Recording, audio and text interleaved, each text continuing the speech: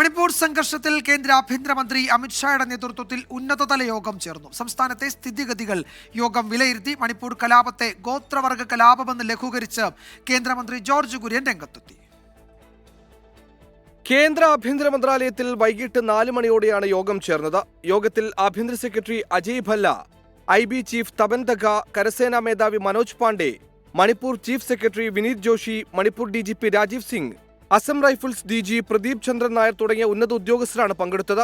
മണിപ്പൂരിലെ നിലവിലെ സുരക്ഷാ സാഹചര്യങ്ങൾ യോഗത്തിൽ ചർച്ച ചെയ്തു.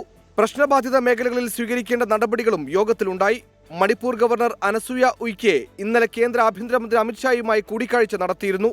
കഴിഞ്ഞ കുറച്ചു ദിവസങ്ങളായി മണിപ്പൂരിന്റെ പലയിടങ്ങളിലും സംഘർഷങ്ങൾ നടക്കുന്ന പശ്ചാത്തലത്തിലാണ് അടിയന്തര യോഗം വിളിച്ചത്.